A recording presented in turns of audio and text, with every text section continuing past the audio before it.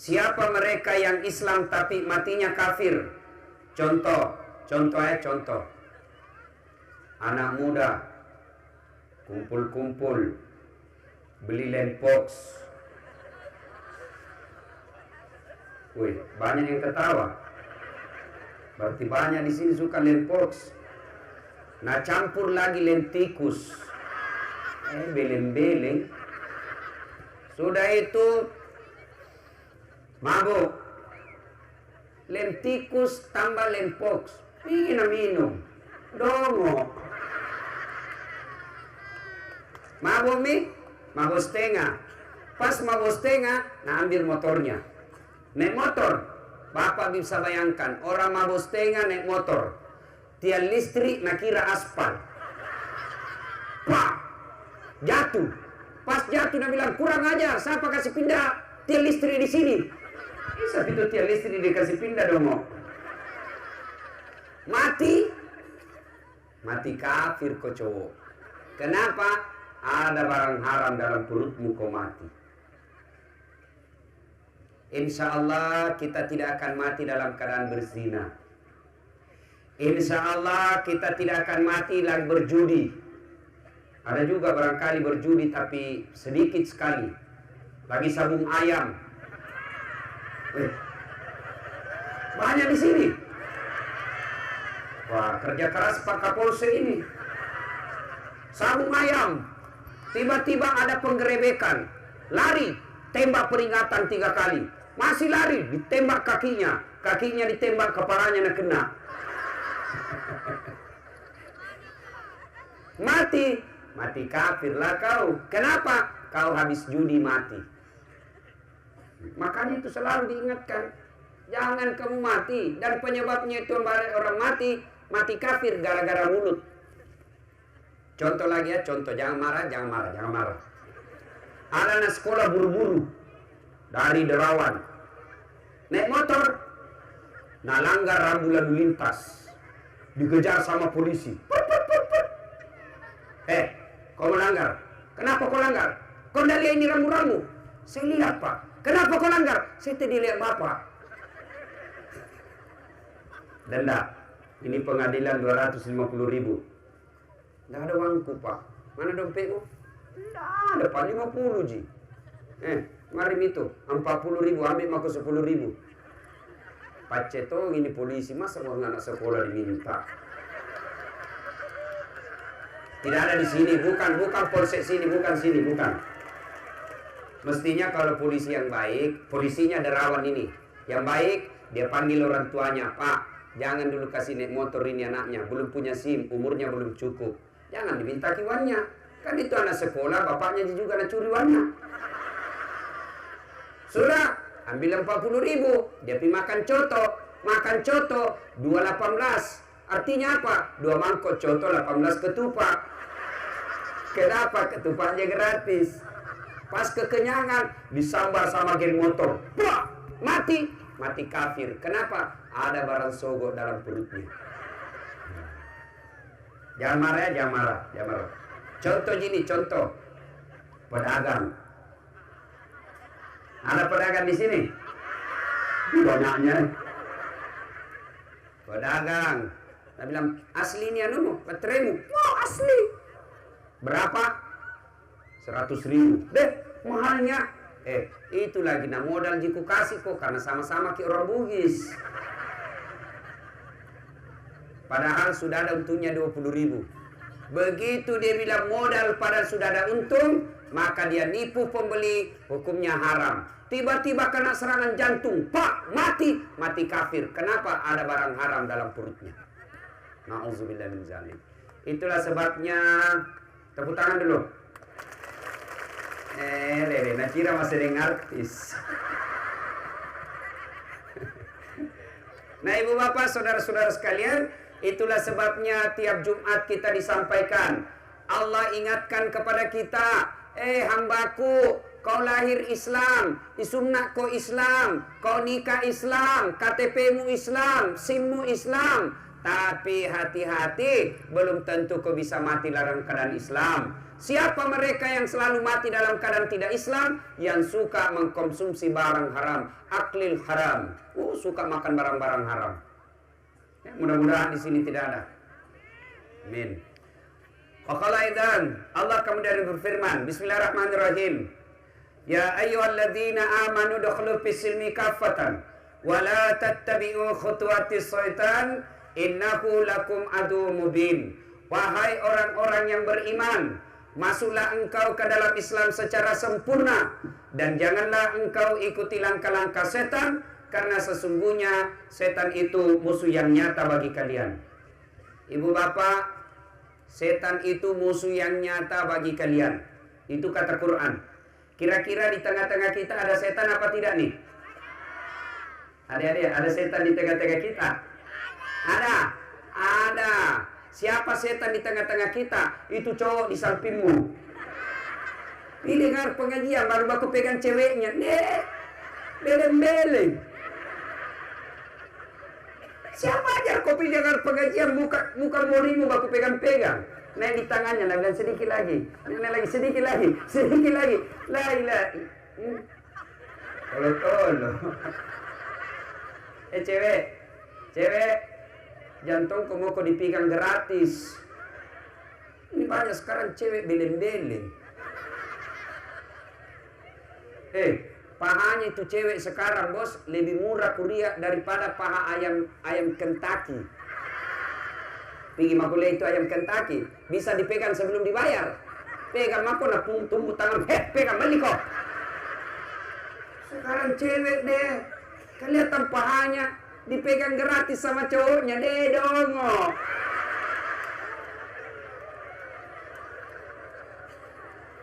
Kita Ustaz Nasessa pakai mirror sampai di sini, kelihatan dadanya, kelihatan kalepaknya, baus kalepaknya putih, malotong,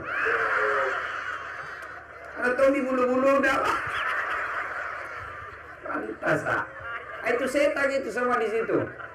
Kau juga cowok, jangan kau gratis, lamar korang baik-baik, kasih uang panai, nikahi baik-baik, sudah ijab kabul halal 24 jam. Biar mau kau kunci kamarmu 1 minggu tidak keluar. Quran bilang, istrimu adalah sawah ladangmu, maka datangilah dia dari arah mana saja. Coba, istrimu adalah sawah ladangmu, maka kau datangi dari arah mana saja kau suka. Namanya sawah, kita punya sawah, hak garap ada sama kita. Kenapa? Saya punya sawah. Mau dicangkul dari depan, boleh. Cangkul dari samping, boleh. Cangkul dari belakang, boleh. Yang penting jangan kau cangkul sawahnya orang Cilacap.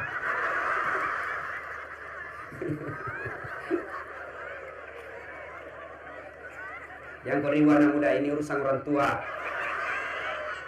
Ibu bapak, saudara-saudara sekalian. Wakalaidan. Allah kemudian berfirman, saya serius dulu ini, serius.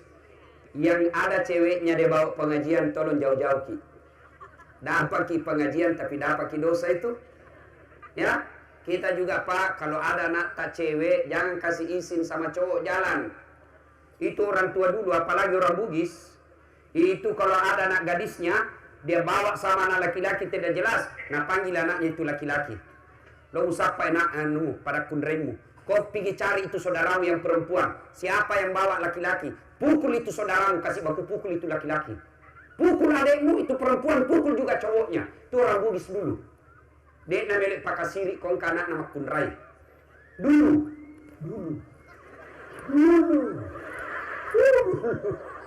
Sekarang tinggal anaknya cewek malam minggu apa nak bilang? Keluar kau nak, nanti dikira korang tak laku.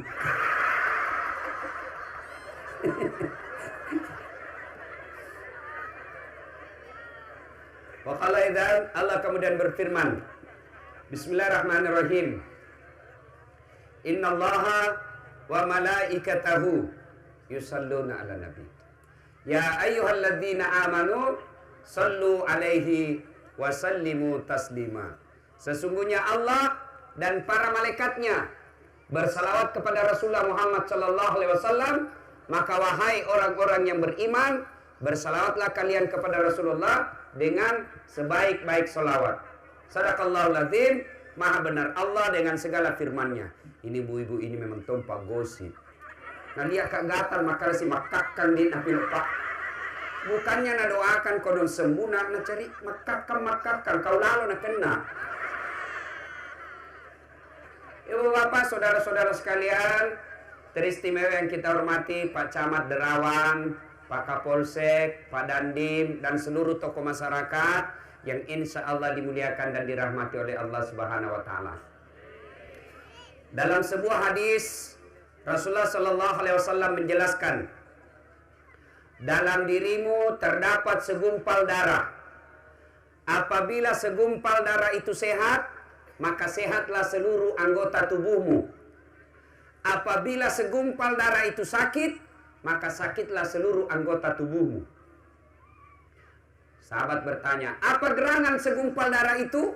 Nabi menjelaskan, dialah qalb, hati. Artinya apa? Pengendali utama dan pertama. Baik tidaknya sifat orang, baik tidaknya perilaku seseorang, tergantung dari hatinya. Kalau hatinya sehat, tutur katanya baik, tingkah lakunya bagus, perbuatannya tidak merugikan orang. Sebaliknya, kalau hatinya sakit, tutur katanya tidak enak didengar, kelakuannya menyakiti hati orang lain, perbuatannya merugikan orang di sekitarnya. Kalau hati sehat, perlakuan baik. Kalau hati sakit, perlakuan tidak baik. Berarti, kalau begitu, ada orang sakit hatinya, ada juga orang sehat hatinya. Ya, ada yang sakit, ada yang sehat. Kira-kira di sini sehat atau sakit? Sehat atau sakit? Cepat bilang sehat. Sebelum dijawab, kita harus tahu dulu apa saja penyakit-penyakit hati. Setelah ditahu penyakit hati, kasih baku cocok nih. Oh, tidak nak kena kayak ini. Oh, 1, 2, 3, 4. Oh, saya nak kena yang kedua. Oh, saya tidak dikena, berarti sehat. Saya kena yang ketiga, berarti sakit. Nah, penting. Kenapa penting? Karena tidak ada orang masuk neraka gara-gara penyakit jasmani.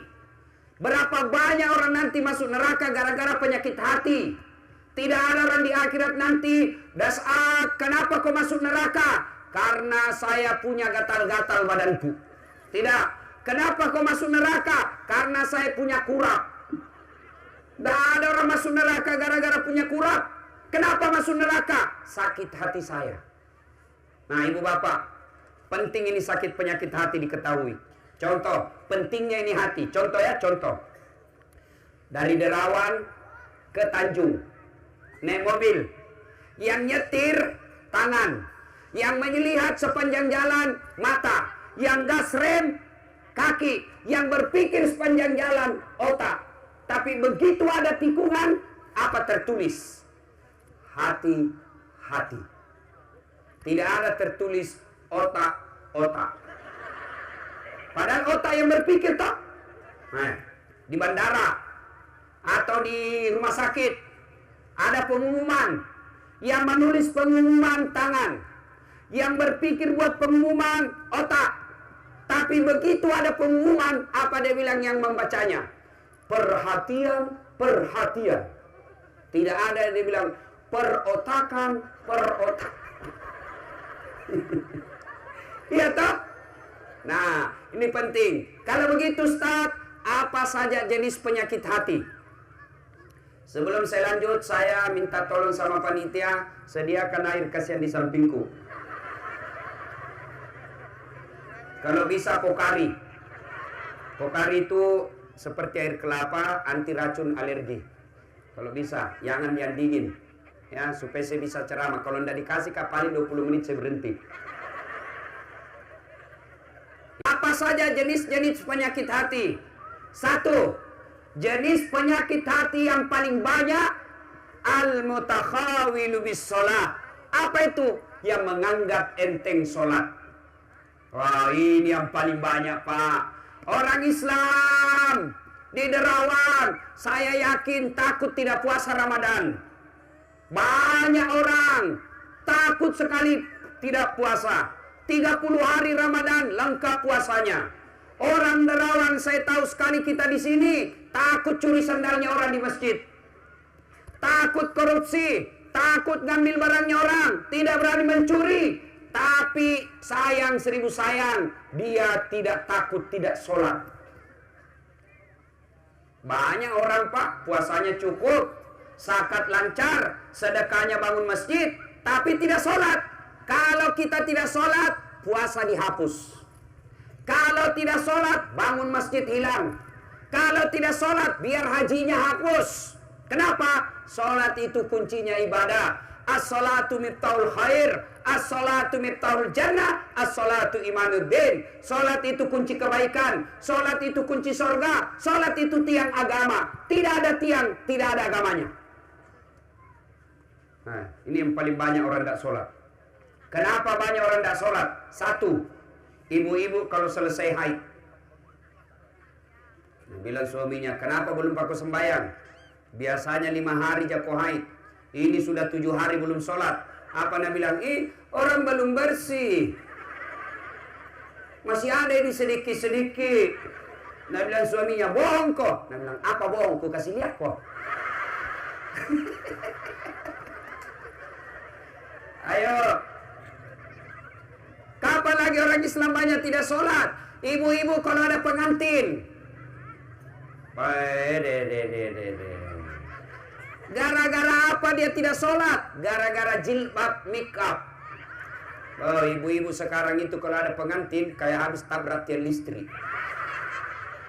Kuning, biru, coklat, abu-abu, keren. Nah kira barangkali tembok mukanya. Yang ketawa karena kita yang kena ibu. Batin anak dampul muka. Betul gini bilang artis Korea. Pakai jilbab. Gara-gara jilbab dia tidak sholat. Jilbab apa? Jilbab sakaratil maut. Pernah lihat jilbab sakaratil maut? Banyak itu sekarang. 3 lapis. Kuning, biru, coklat. Mana kasih biarin sedikit di sini. 17 pentulnya. 14 cipi-cipinya. Ada lagi kayak pohon-pohon di belakangnya. Naik ke lehernya. Karena naik ke lehernya tidak bisa digoyang. Begini digoyangnya. Pakai lagi sarungnya. Sempit lagi sarungnya. Akhirnya Nabi bilang suaminya, peri-peri kowe, terlambat ki. Nabi bilang, tunggu dulu kasihannya. Belen-belen. Wah, tiba waktu sholat. Duhur. Nah, ayalah sholat. Suaminya bilang, bu haji mako itu, haji mako. Belum pakai sembahyang duhur, mau asar. Pi ke sholat.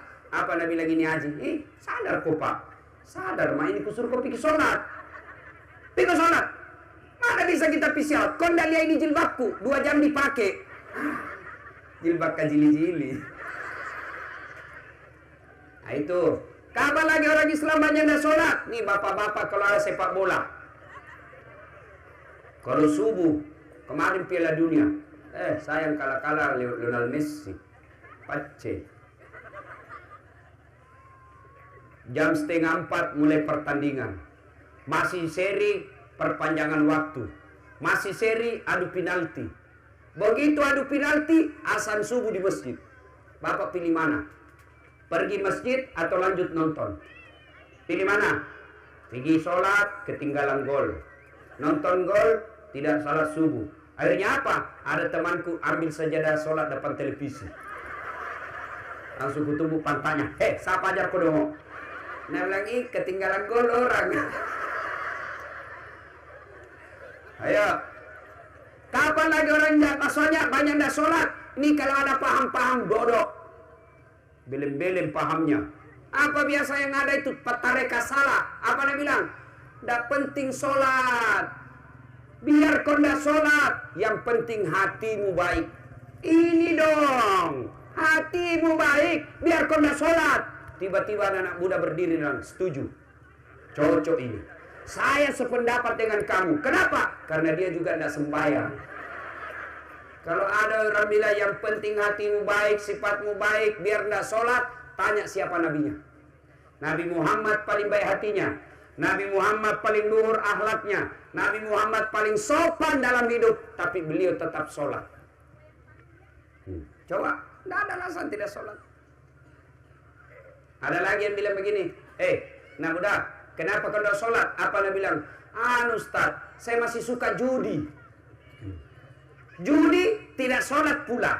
Sudah judi tidak sholat pula. Sudah judi tidak sholat pula. Artinya apa? 2-0. Mana berdiri dosamu cilaka. Iya. Tapi kalau judi sholat satu sama. Mana bagus satu sama 2-0. Mana bagus satu sama 2-0. Mana bagus? Ibu, kalau saya bos 0-2. Tidak judi, sholat juga. Ini yang paling baik. Ibu-ibu, Pak, mau cari menantu yang baik. Bukan yang pegawai negeri saja, tapi tidak sembahyang. Kalau mau lihat orang yang baik, cari teman yang baik, cari tetangga yang baik, termasuk cari calon anggota DPR. Lihat sholatnya. Kalau tidak sholat, jangan kau percaya dong. Pak bohong itu. Kan caranya mau dipercaya, Tuhannya saja nak tipu. Itu sekarang banyak anggota DPR suka tipu-tipu rakyat.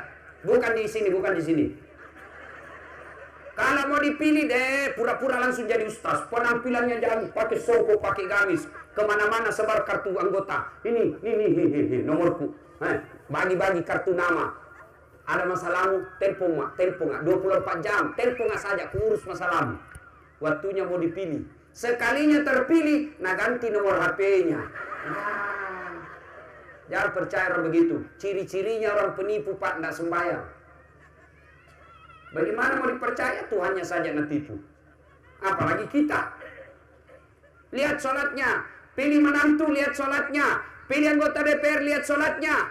Pilih tetangga yang baik, percaya tidaknya, lihat sholatnya. Kalau dia sholat, insya Allah baik itu orang. Tapi kalau tidak sholat, jangan kau percaya. Nah, ibu bapak, saudara-saudara sekalian. Apalagi yang membuat kadang-kala kita tidak sholat? Apalagi? Sakit. Oh, sakit kau Ustaz. Bicara tentang sakit, tidak ada kala sakitnya Nabi Ayub alaihissalam. Nabi Ayub alaihissalam sakitnya seluruh anggota tubuhnya dimakan ulat. Melenting-lenting ulat dari pipinya, dari pahanya. Hati dan lidahnya saya tidak dimakan sholat, tidak dimakan ulat. Tapi apa beliau tidak sholat? Beliau tetap sholat. Ayub alaihissalam sakit tetap sholat. Kita baru sakit gigi, sembahyang. Kalau sakit gigi tapak, sampai sakit gigi maki. Mapa di jadi kustas, sampai dapat di sini. Bagaimana caranya? Sampai sakit gigi maki. Allahu Akbar.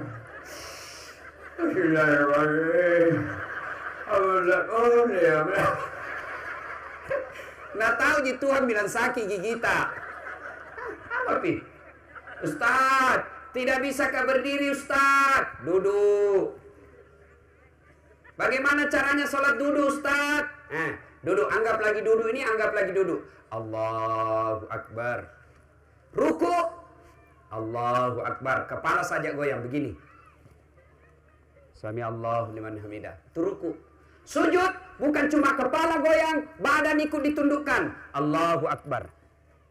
Itu namanya sholat duduk. Tidak bisakah duduk Ustaz? Ada bisul di pantatku 7. Banyaknya bisulnya. Minum dulu.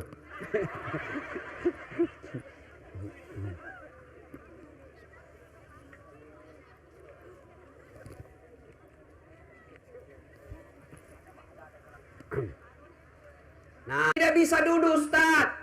Allah kasih keringanan. Kamu tidak bisa duduk, baring. Bukan tidur ya, baring. Kalau tidur tidak sadar, baring. Bagaimana caranya tidur baring Ustaz? Misal, kiblat di sana. Kepala di sini. Nah, kepala ini, kaki ini. Nah, begini posisi, kepala, kaki. Hadap kiblat. Takbir, Allahu Akbar. Nah, Allahu Akbar. Sudah itu, samiallahu liman hamidah. Tidak lagi, itu saja. Ini saja tangan yang goyang-goyang. Salat baring namanya. Tidak bisa juga Ustaz. Allah kasih keringanan. Kalau tidak bisa juga goyang-goyang saja tanganmu, maka sholat kau pakai isyarat. Mana disebut sholat pakai isyarat? Tinggallah saja matanya goyang-goyang. Allahu Akbar. Sami Allah. Yang ketawa serius kayak ini. Ini diajar sembahyang nak ketawa lagi. Dah. Allah. Allahu Akbar. Sami Allah. Itu sholat pakai isyarat namanya. Ustaz, tidak bisa juga begitu Ustaz. Sholat dalam hati. Mana namanya sholat dalam hati? Tangannya sudah tidak bergerak, matanya sudah tidak bergerak, bibirnya sudah tidak bisa bergerak, maka semua bacaan salat hanya dalam hatinya saja. Pejamkan mata, bayangkan lagi ruku, baca doa ruku. Anggap ini dalam hati, anggap. Karena kalau saya jelaskan ki dalam hati tidak mengerti ki. Allahu Akbar. Sami Allah. Bacaannya semua dalam hati. Al-Fatihah dalam hati semua kita baca. Ustaz, saya juga tidak bisa lagi sholat dalam hati. Gampang. Ambil kain putih, bungkus, bawa di kubur. Mati itu.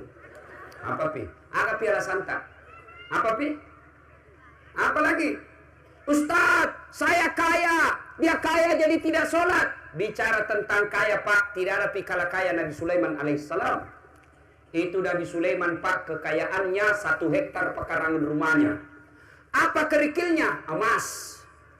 Ada di sini kerikil rumahnya emas? Ada. Paling kalau orang bugis giginya nak kasih emas. Nabi Sulaiman kaya tetap sujud beribadah kepada Allah.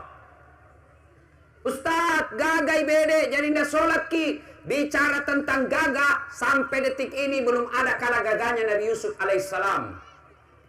Itu Yusuf alaihissalam, gagahnya Allah ciptakan kegagahan di dunia 100. Khusus Nabi Yusuf 65 dikasih Allah. 65 khusus Nabi Yusuf. Berapa lagi sisanya? Berapa? 30? 34 dikasih Nabi yang lain. Berapa sisanya? 1. Ini mi 1% dibagi-bagi kita ini. Nah ambil mi Limingho. Nah ambil mi Omai Rama. Nah ambil mi Das Atlatif. Berapa mami kita didapat pak? Bagaimana gagahnya Nabi Yusuf tetap sujud beribadah kepada Allah. Coba. Maka Bapak Ibu sekalian, tidak ada alasan buat kita tidak sholat.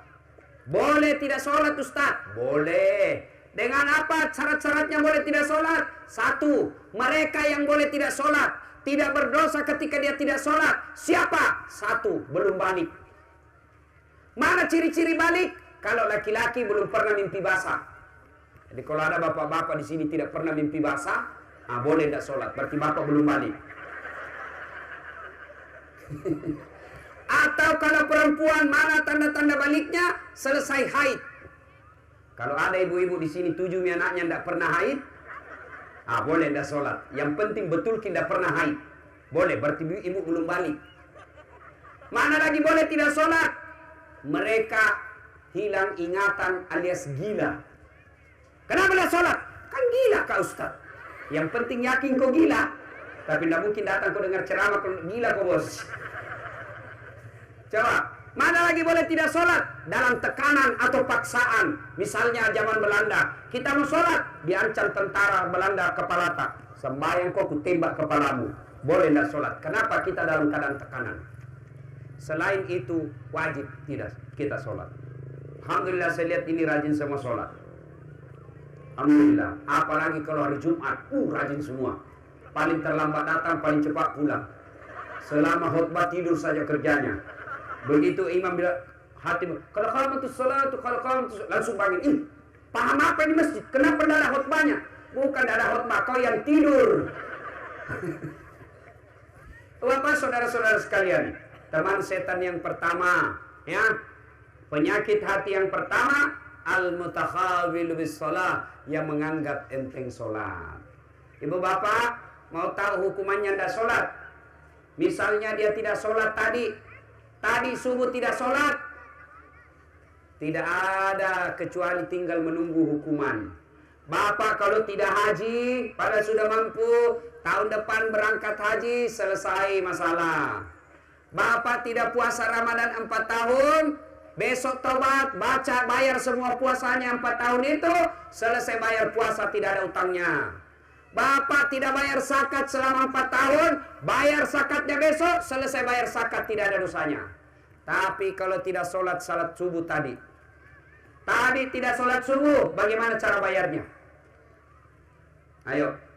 Kalau puasa bisa bayar kalau lepas.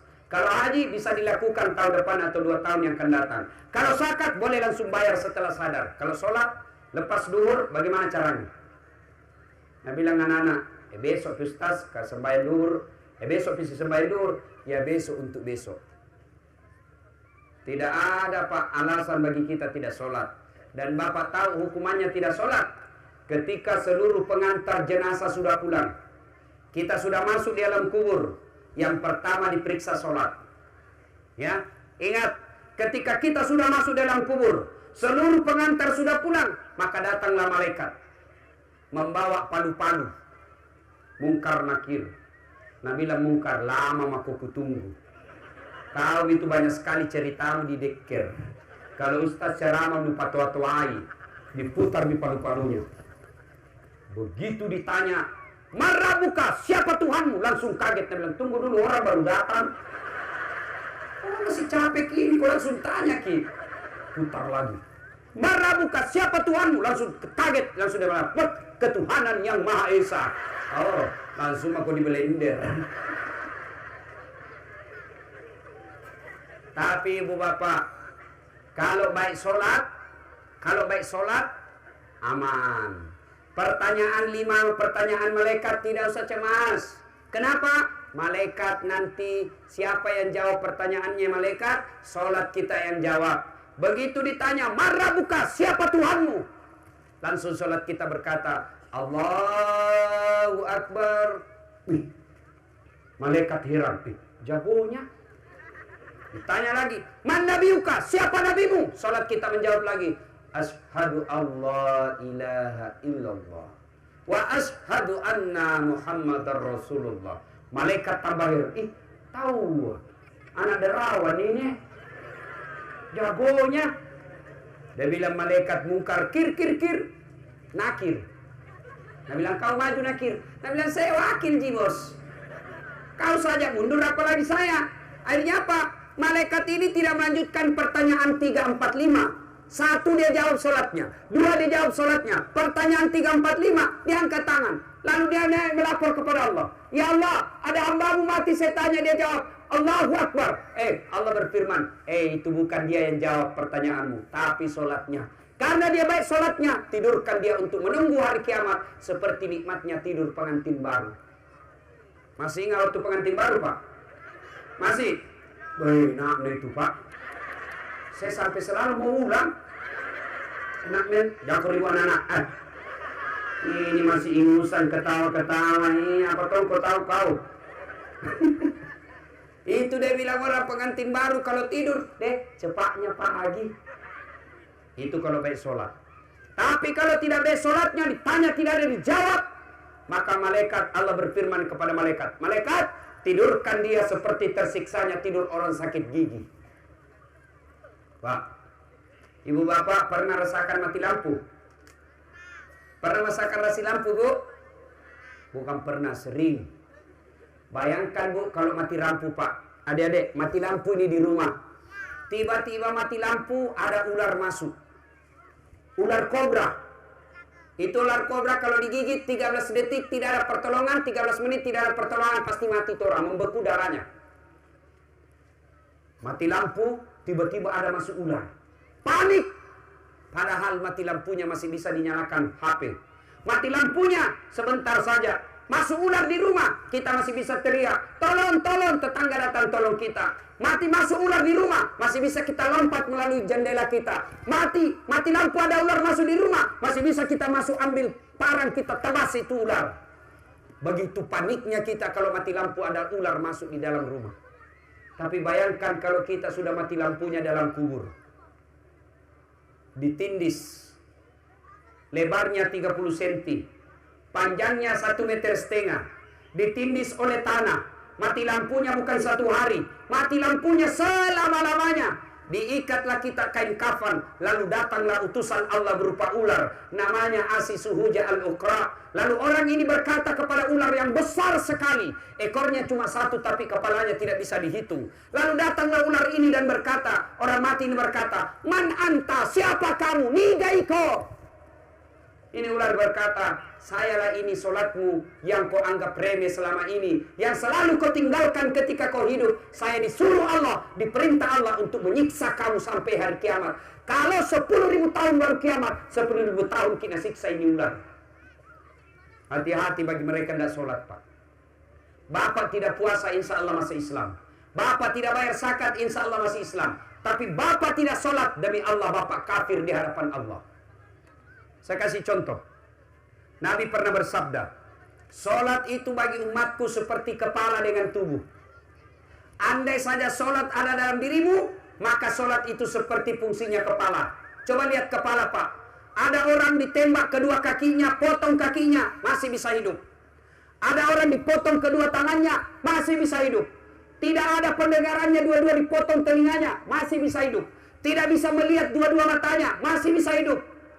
Tapi pernahkah kita lihat di kampung tak ini ada orang lewat tidak ada kepalanya? Pernah? Pernah lihat orang lewat tidak ada kepalanya?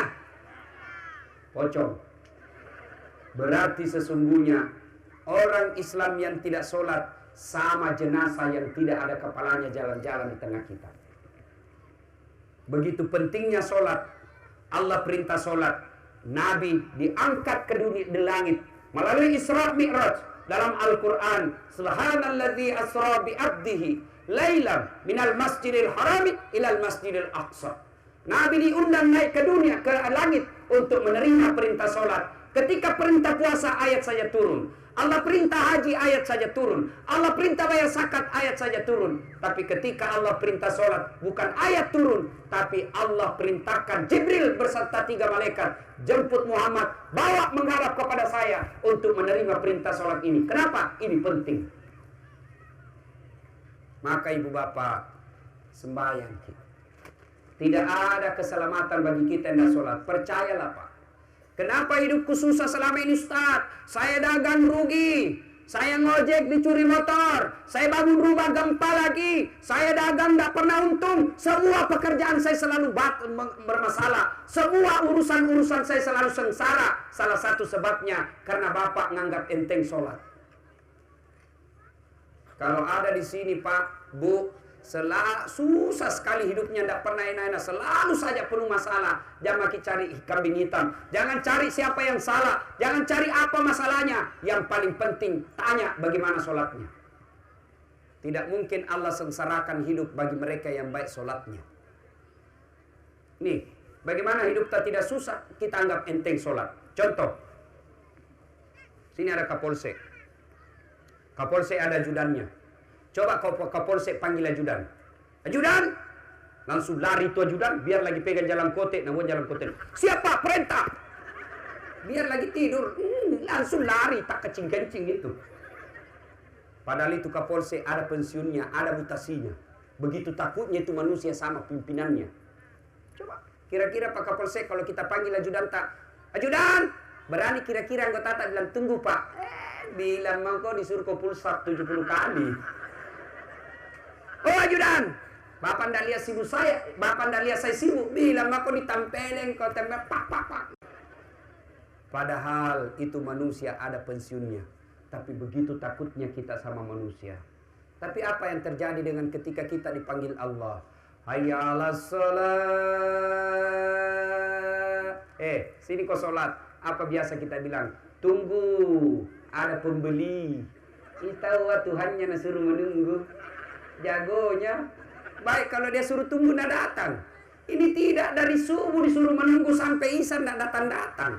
Apa namanya kalau tidak kurang ajar? Pantas hidupmu susah, Tuhanmu kau suruh menunggu. Jangan ketawa, serius orang ini bos.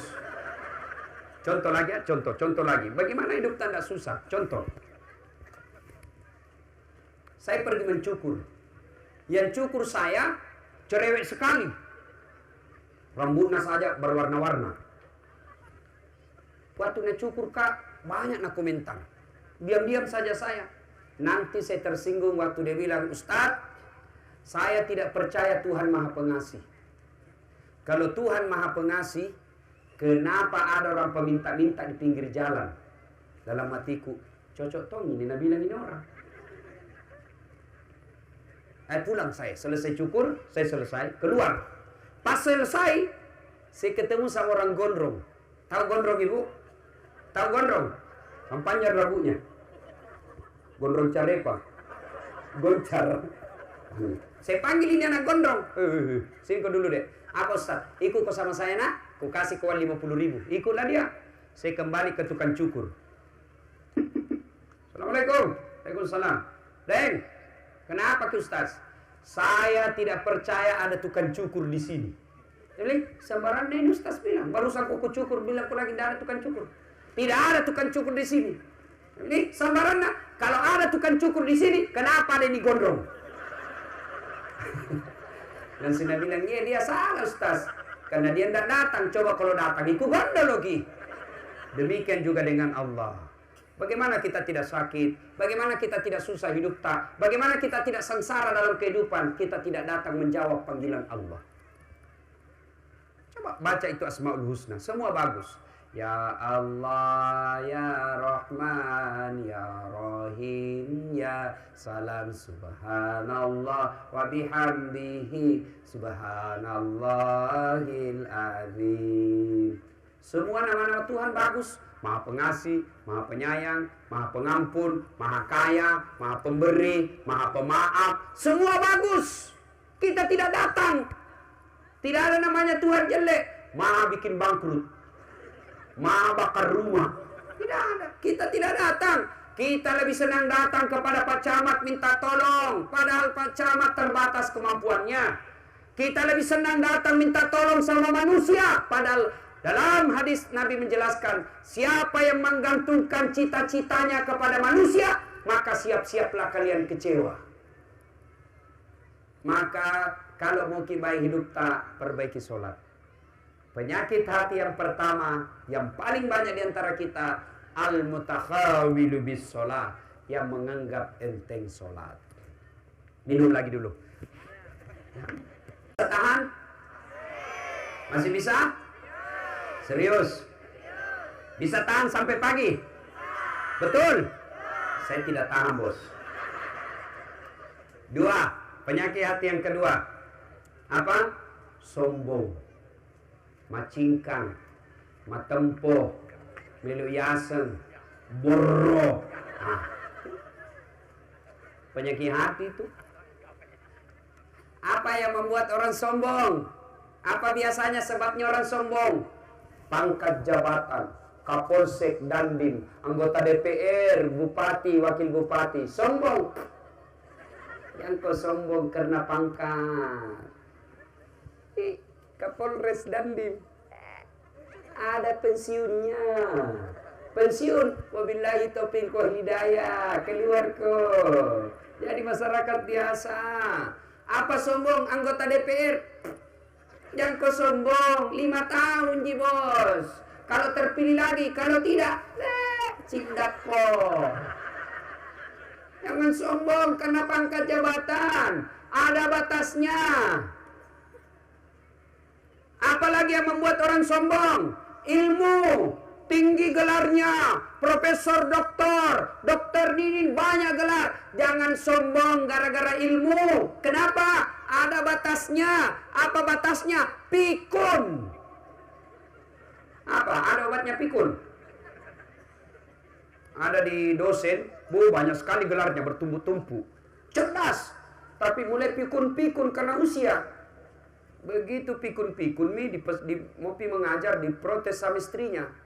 Tapi istrinya, Pak, biasanya kalau kau mau mengajar, kau cium-cium saya. Ini sudah hampir 2 minggu, kau tidak pernah lagi cium-cium saya. Langsung dia bilang suaminya, astagfirullah. Berarti siapa saya cium selama ini? Ternyata pembantunya cium.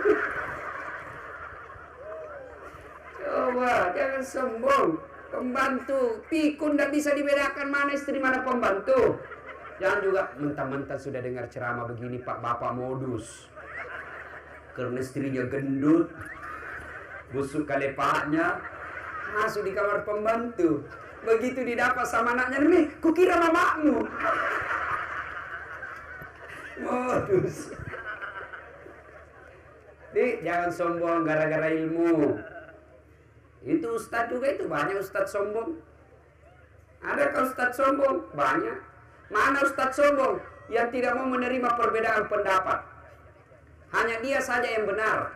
Sekarang ini banyak penceramah menebarkan kebencian. Mana itu yang tidak mau menerima perbedaan mazhab? Contoh, maulid. Kan ulama kita NU maulid. Tiba-tiba datang baru belajar agama 2 minggu, baru belajar agama 2 bulan, langsung Nabi bilang, bid'ah maulid, bid'ah Isra Mi'raj, bid'ah doa bersama, bid'ah barasanji. Kenapa? Tidak ada pada zaman Nabi. Masa gara-gara barasanji, gara-gara maulid, gara-gara Isra Mi'raj, gara-gara taksiyah, gara-gara doa bersama lalu kita kau bilang sesat masuk neraka? Nenekmu punya neraka. Luasnya itu surga kau tidak mau kasih masuk, Ki. Masuki juga bos, biar di pinggir-pinggir. Kan luas itu surga. Kalau tahu mau di tengah, biar kami di pinggir, tapi jangan kau kasih masukin neraka silakan. Ada itu ustaz begitu. Banyak toh. Kalau kau tidak mau maulid, jangan kau bilang kisah Satya mau maulid. Kalau kau tidak mau Isra Mi'raj, tidak usah. Jangan kau bilang masuk neraka orang Isra Mi'raj. Alasannya apa? Tidak ada pada zaman Nabi. Kalau begitu, tidak ada pada zaman Nabi, jangan kau juga khutbah pakai mic.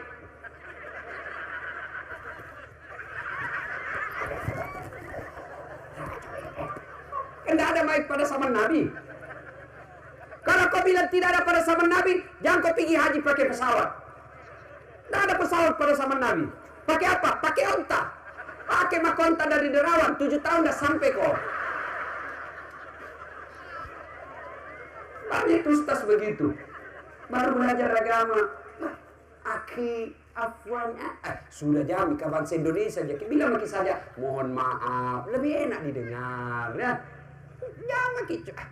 Jangan suka menyalahkan orang. Masa gara-gara saya penceramah dibilangi, itu ustaz dasar bukan ustaz sunnah.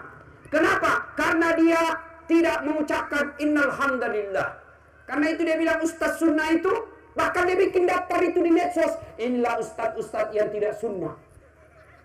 Kenapa?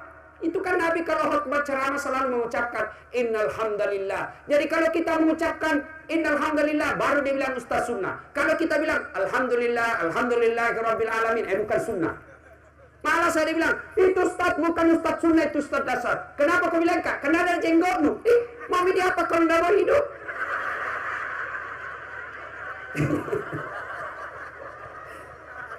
Masa gara-gara jenggot kau bilang ke ustaz sunnah, bos? Banyak itu yang begitu ya. Yang bagus itu berbeda pendapat boleh, tapi jangan salahkan orang. Bagaimana kunut? Saya tidak kunut. Silahkan kau tidak kunut. Kau ya kunut kok. Sila enak tuh, tidak apa-apa. Bagaimana kamu? Saya doa bersama. Kenapa? Karena saya kasihan tidak tahu kau berdoa, jadi biar bisa ikut sama imam. Itu kan enak. Bagaimana selesai sholat? Jangan jabat tangan. Masa aku larang ki jabat tangan? Jabat tangan selesai sholat. Amin ya rabbal alamin. Tidak ada jabat tangan itu pada zaman Nabi. Mereka itu tidak begitu karena sudah tidak bisa. Dia bilang coba lihat di Makkah Madinah. Tidak ada itu selesai orang bersolat, tidak ada doa bersama, tidak ada jabat tangan. Kan tidak jabat tangan ki karena tidak baku kenal baik ki bos. Tapi coba kalau kau satu kampung selalu ketemu di masjid, nah sodorkan tanganmu kau tidak mau jabat, Nabi bilang korang macingkam. Nah, berhentilah sombong, karena sombong itu penyakit hati. Apalagi yang membuat kadangkala orang sombong? Setelah ilmu, pangkat, harta. Harta juga bikin orang sombong. Ya? Jangan sombong gara-gara harta. Marah Allah nak kasih bangkrut ki. Marah Allah banyak uangnya tak nak kasih ki penyakit. Akhirnya banyak uang tidak ada bisa dia makan. Nah ibu bapak saudara-saudara sekalian, yang ketiga, penyakit hati yang ketiga adalah bakil, seke, pelit, kikirigalan paku jambatan. Tahu kikirigalan? Tahu? Itu di kampungku itu kalau ada orang seke sekali, namanya kikirigalan. Kikirigalan itu artinya tembaga dikikir. Mana bisa? Tidak bisa kan baja dikikir. Paku jambatan, besi dipaku. Mana bisa? Itu maknanya tidak bisa sekali diambil apa-apanya. Kikirian lah. Ada begitu di sini? Ada? Tidak ada? Saya yakin tidak ada. Kita buktikan nanti ketika diedarkan celengan. Ya, itu biasanya kalau diedarkan celengan pura-pura tidak lihat. Adik-adik, nanti diedarkan celengan. 10.000 antar 10.000 kasih masuk. 2.000 kita punya uang, 2.000 kita kasih masuk. Insya Allah, itulah yang menjadi harta kita yang tidak bisa diambil orang. Ibu-ibu cincinta, gelang, emas tak, ibu begitu meninggal bukan kita punya. Siapa yang punya? Anak tak. Bukan anak tak yang punya, istrinya anak tak. Menantu. Kalau menantu tak bagus, kalau menantu tak rasu-rasu. Pak, rumah kita yang mewah, ruko kita yang bagus, meninggal bukan kita punya. Siapa yang punya? Anak tak. Maka kalau mau baik, sebelum meninggal kirim memang itu ruko tak. Nah, itu ada ruko. Ada semua rumahmu loh. Sudah mau juga semua menikah. Itu ada ruko satu nak. Laku itu 200 juta. Jual itu 200 juta. Kasihkan 50 juta. 150 juta sumbang ke aman Palestina. Itu Pak. Insyaallah. Jangan kita lalu pelit Pak. Kalau kita pelit, maka Al-Quran menjelaskan at-takazur.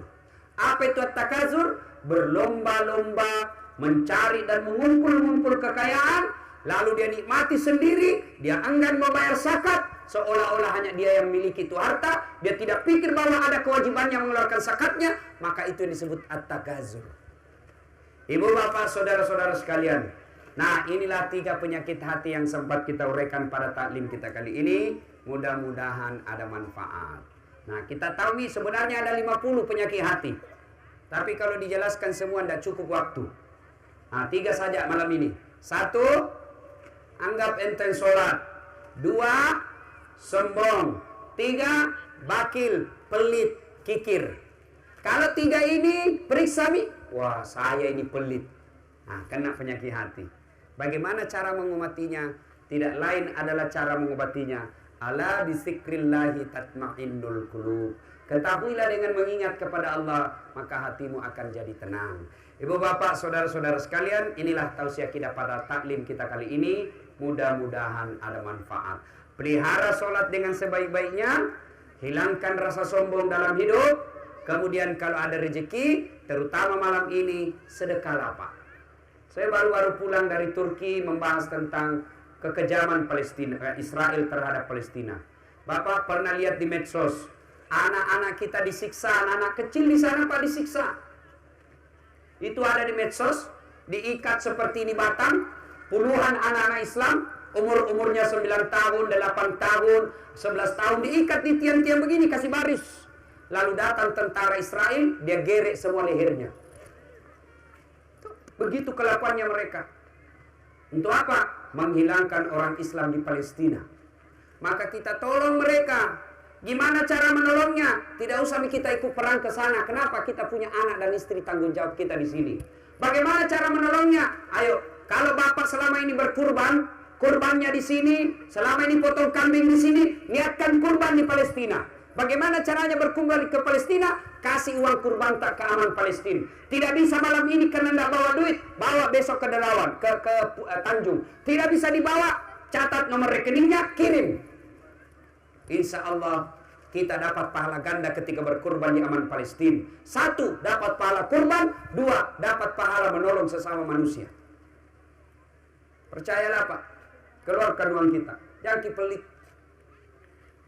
Bayangkan seandainya anak kita begitu. Perempuan di Palestina Pak yang muda-muda diperkosa. Dan bapak kalau mau tolong Palestina, terutama ini bapak-bapak, serius mau tolong Palestina, mau tolong orang-orang Islam yang ada di Palestina, yang wujud real bapak ibu sekalian, kalau kita sayang mereka, berhenti merokok. Apa hubungannya rokok? Apa hubungannya rokok dengan Palestina? Pak, rokok sekarang ini, saya tidak sebut mereknya, semua rokok, pabrik rokok yang besar sekarang ini, yang paling banyak diisap orang Islam sekarang ini, sesungguhnya pabrik rokoknya itu sekarang pemilik sahamnya yang mayoritas orang Yahudi. Dan itu orang Yahudi, Pak, kalau Bapak beli rokok satu bungkus, 20% dari satu bungkus itu, misalnya harganya 15.000, 20% dari 15.000 itu dikirim ke Israel untuk membeli senjata menembaki orang-orang Islam yang ada di sana. Berarti Bapak merokok menyumbang orang Yahudi untuk tembak saudara Muslim. Maka begitu Bapak meninggal nanti ditarik semua itu mereka yang perokok. Hati-hati kok Pak dulu. Serius sih. Itu juga perokok itu saya doakan berhenti betul ki merokok, Pak. Kalau mau ki lawan itu yang orang bilang 9 naga, jangan ki demo kiri kanan, berhenti ki rokok. 5 pengusaha besar itu semua produk rokok. Nah kasih ki rokok, sakit ki, nah kasih ki lagi penyakitnya. Nah kasih ki lagi obatnya. Jadi kita dikasih seperti sapi perahan di patolo-tolo. Berhenti merokok. Kalau Bapak cinta sama Nabi, berhenti merokok. Mana ada Nabi merokok? Itu perokok biasa kuliah kayak orang bodoh-bodoh. Sandar-sandar. Itu saja nak kerja 10 menit. Membayangkan sekali-kali isap kunyai.